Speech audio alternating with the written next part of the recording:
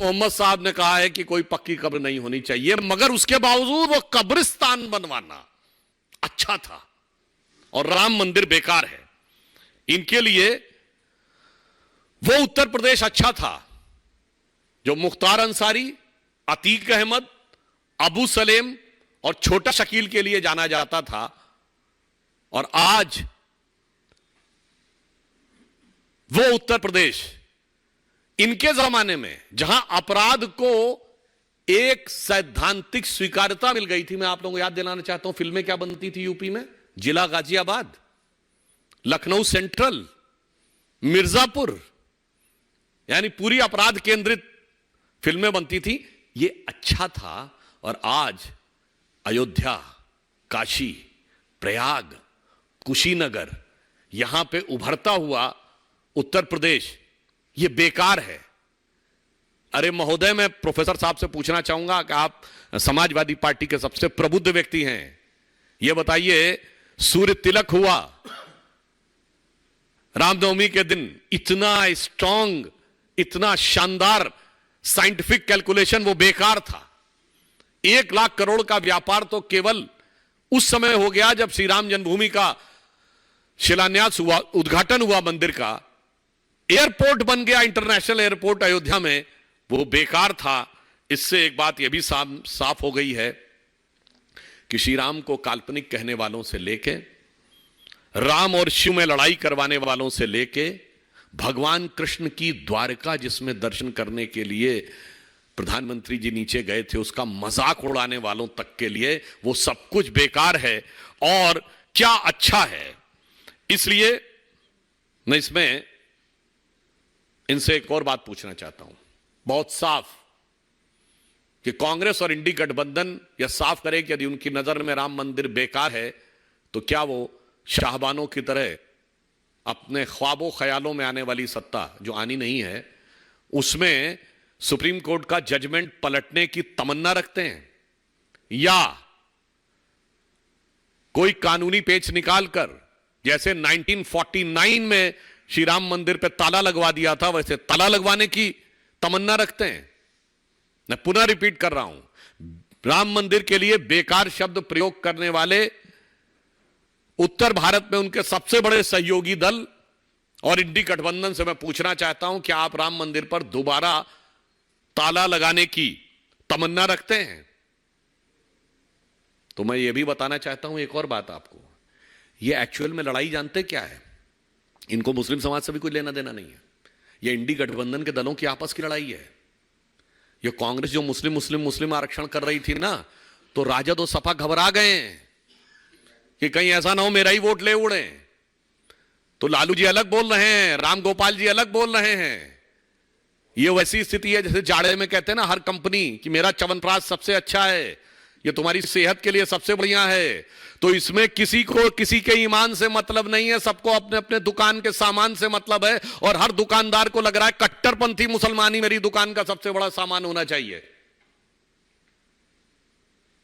तो मैं अब यह कहना चाहूंगा कि जो कुछ माननीय प्रधानमंत्री जी ने कहा था अब वो साफ होकर आ गया है और इंडी गठबंधन के चेहरे के ऊपर मुस्लिम आरक्षण का स्वरूप अब पूरी तरीके से साफ हो गया। अब ये कितना भी किंतु परंतु कर लें, उनके मन में श्री राम मंदिर के प्रति जो हिकारत है वो साफ हो गई है। कुछ भी कर लें, अब बचने की कोई गुंजाइश नहीं है। तो मैं उनके लिए एक पंक्ति कहना चाहता हूं इंडी गठबंधन के लिए कि अब जो चेहरे से ही जाहिर है छुपाएं कैसे, अब जो चेहरे से ही जाहिर है छुपाएं कैसे, तेरी मर्जी के मुताबिक नजर आए कैसे।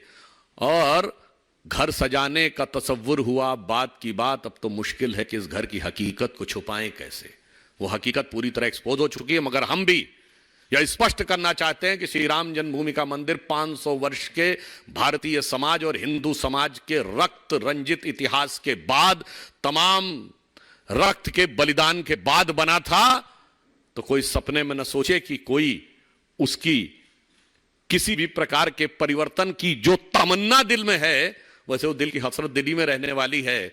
मगर हसरत रहने वाले भी सुन लें कि हम वो संकल्प रखते हैं मोदी जी के नेतृत्व में भारतीय जनता पार्टी और 140 करोड़ भारतीय सब के सब वो मन में भाव रखते हैं कि रोम रोम में रमा है राम का पवित्र नाम, राम का ललाम धाम कैसे भूल जाएंगे, और जन्मभूमि को अनेक बार दे चुके हैं रक्त, वक्त जो पड़ा तो रक्त और भी चढ़ाएंगे, मगर आपके अरमानों को पूरा हम होने नहीं देंगे। धन्यवाद।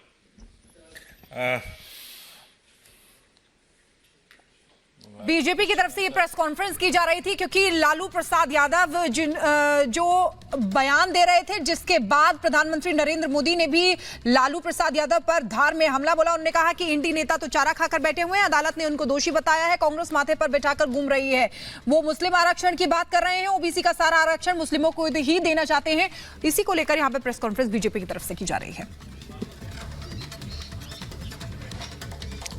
तो जैसा कि आपने सुना, सुधांशु त्रिवेदी की प्रेस कॉन्फ्रेंस चल रही थी और उन्होंने सीधे सीधे हमला बोला है इंडी गठबंधन पर। बड़ी खबर आपको बताएं कि प्रधानमंत्री धार में चुनावी जनसभा को संबोधित कर रहे थे और धार से उन्होंने हमला बोला है न सिर्फ लालू यादव पर बल्कि कांग्रेस पार्टी पर भी। प्रधानमंत्री का यह बड़ा बयान आया है जिसमें वो कह रहे हैं कि लालू यादव जिनको सजा हुई और वो नेता कांग्रेस के साथ मिलकर अब चुनाव लड़ रहे हैं, उनको सर पर बिठाया है कांग्रेस पार्टी ने। वो ये भी कह रहे हैं कि यही लालू यादव हैं जो कि बात कर रहे हैं और कह रहे हैं कि आरक्षण देना चाहिए, ओबीसी का आरक्षण लेकर मुसलमानों को दिया जाएगा। ये बात प्रधानमंत्री ने धार की अपनी रैली में कही है। आपको सुनवाते हैं क्या कहा प्रधानमंत्री ने।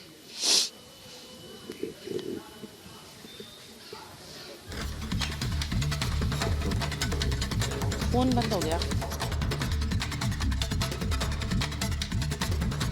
तो देखिए किस तरीके से लालू प्रसाद यादव के बयान पर बीजेपी की तरफ से पलटवार हुआ।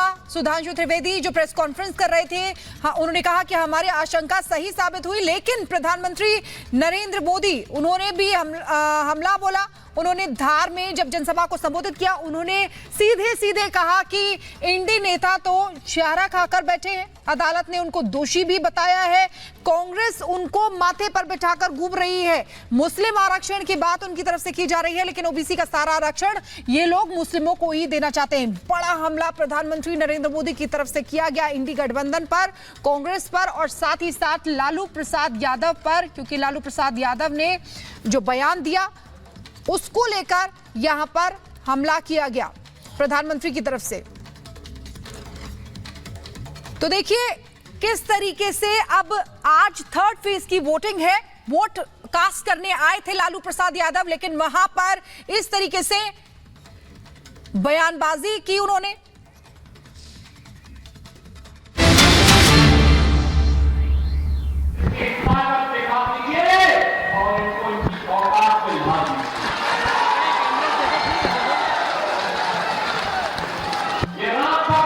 गोलियां चलाते हैं और आतंकवादियों की आरती उतारते हैं, उनके मुकदमों को वापस देते हैं बिल्कुल के साथ।